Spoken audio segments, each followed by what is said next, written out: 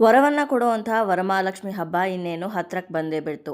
ಈ ವರ್ಷ ವರಮಹಾಲಕ್ಷ್ಮಿ ಹಬ್ಬವನ್ನು ಯಾವ ದಿನ ಮಾಡಬೇಕು, ಹಾಗೆ ಯಾವ ದಿನ ಮಾಡಿದ್ರೆ ತುಂಬಾ ಶ್ರೇಷ್ಠ, ಹಾಗೆ ಹಬ್ಬ ಇರೋ ದಿನ ನಾವು ಪೂಜೆ ಮಾಡೋದಕ್ಕಾಗಲಿಲ್ಲ ಅಂದರೆ ಯಾವ ಬೇರೆ ದಿನಗಳಲ್ಲಿ ನಾವು ವರಮಹಾಲಕ್ಷ್ಮಿ ವ್ರತವನ್ನು ಮಾಡ್ಬೋದು ಅಂತ ಇವತ್ತಿನ ಈ ವಿಡಿಯೋದಲ್ಲಿ ನಿಮ್ಮೆಲ್ಲರಿಗೂ ತಿಳಿಸ್ಕೊಡ್ತಾ ಇದ್ದೀನಿ.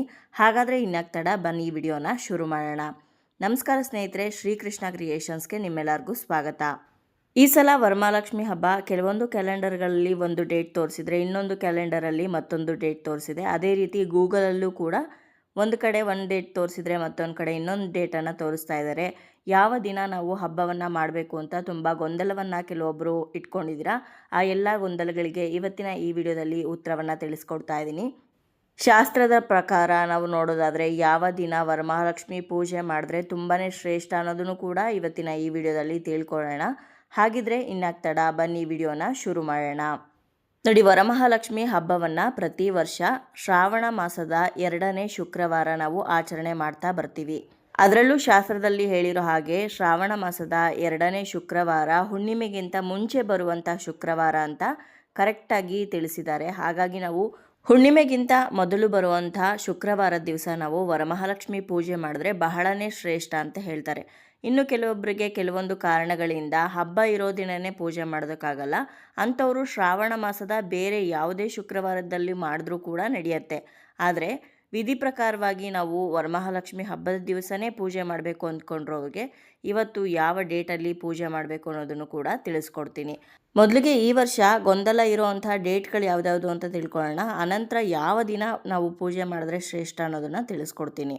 ಇಡೀ ವರಮಹಾಲಕ್ಷ್ಮಿ ಹಬ್ಬ 2026ನೇ ಇಸ್ವಿಯಲ್ಲಿ ಕೆಲವೊಂದು ಕ್ಯಾಲೆಂಡರ್ಗಳಲ್ಲಿ ಆಗಸ್ಟ್ 21ನೇ ತಾರೀಕು ಅಂತ ಕೊಟ್ಟಿದ್ರೆ, ಇನ್ನು ಕೆಲವು ಕ್ಯಾಲೆಂಡರಲ್ಲಿ ಆಗಸ್ಟ್ 28ನೇ ತಾರೀಕು ಅಂತ ಕೊಟ್ಟಿದ್ದಾರೆ.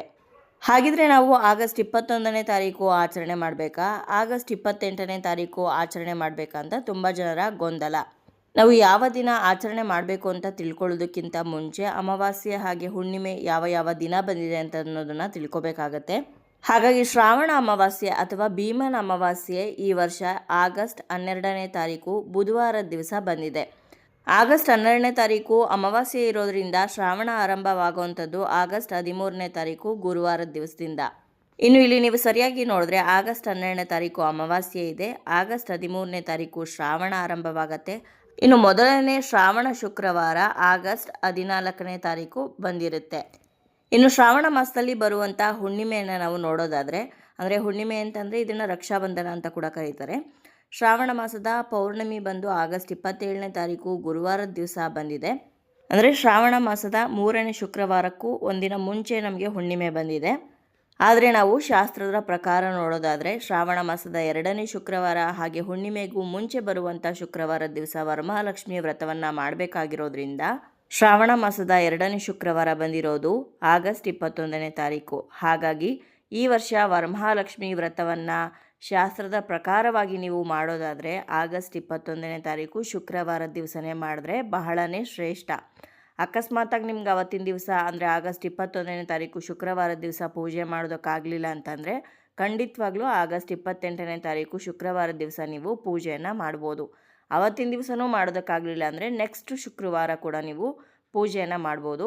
ಯಾಕಂದರೆ ಶ್ರಾವಣ ಮಾಸದ ಯಾವುದೇ ಶುಕ್ರವಾರ ಕೂಡ ನೀವು ಲಕ್ಷ್ಮೀ ವ್ರತವನ್ನು ಮಾಡಿದ್ರೂ ಕೂಡ ನಿಮಗೆ ಆ ಫಲಗಳು ಸಿಕ್ಕೇ ಸಿಗತ್ತೆ.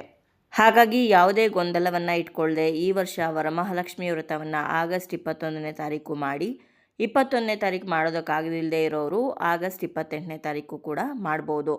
ನಿಮಗೆ ಈ ವರ್ಷ ವರಮಹಾಲಕ್ಷ್ಮಿ ವ್ರತವನ್ನು ಯಾವ ದಿನ ಮಾಡಬೇಕು ಅನ್ನೋ ಗೊಂದಲಕ್ಕೆ ಉತ್ತರ ಸಿಕ್ಕಿದೆ ಅಂತ ಭಾವಿಸ್ತೀನಿ. ಮುಂದಿನ ವಿಡಿಯೋದಲ್ಲಿ ವರಮಹಾಲಕ್ಷ್ಮಿ ಹಬ್ಬದ ದಿವಸ ವರಮಹಾಲಕ್ಷ್ಮಿಗೆ ಯಾವ ಬಣ್ಣದ ಸೀರೆಯನ್ನು ಉಡಿಸ್ಬೋದು, ಹಾಗೆ ಯಾವ ದಿಕ್ಕಿಗೆ ವರಮಹಾಲಕ್ಷ್ಮಿಯನ್ನು ಕೂರಿಸ್ಬೇಕು, ಇನ್ನು ವರಮಹಾಲಕ್ಷ್ಮಿ ಹಬ್ಬವನ್ನು ಮಾಡೋದಕ್ಕೆ ಯಾವ ಯಾವ ಪ್ರಮುಖ ವಸ್ತುಗಳು ಬೇಕಾಗತ್ತೆ, ಇನ್ನು ಯಾವ ಶುಭ ಮುಹೂರ್ತದಲ್ಲಿ ವರಮಹಾಲಕ್ಷ್ಮಿ ಕಳಸವನ್ನು ಸ್ಥಾಪನೆ ಮಾಡಬೇಕು, ಹಾಗೆ ವರಮಹಾಲಕ್ಷ್ಮಿ ಪೂಜೆಯನ್ನು ಸರಳವಾಗಿ ನಾವು ಕಳಸ ಇಡದೆ ಯಾವ ರೀತಿ ಮಾಡ್ಬೋದು, ಅಥವಾ ವಿಧಿ ಪ್ರಕಾರವಾಗಿ ಕಳಸವನ್ನು ಸ್ಥಾಪನೆ ಮಾಡಿ ಯಾವ ರೀತಿ ಪೂಜೆ ಮಾಡಬೇಕಾಗತ್ತೆ, ಕಳಸದ ಒಳಗಡೆ ಯಾವ ಯಾವ ವಸ್ತುಗಳನ್ನು ಹಾಕಬೇಕು, ಪ್ರತಿಯೊಂದರ ಮಾಹಿತಿ ಕೂಡ ನಮ್ಮ ಚಾನಲಲ್ಲಿ ಕೊಡ್ತಾ ಹೋಗ್ತೀನಿ.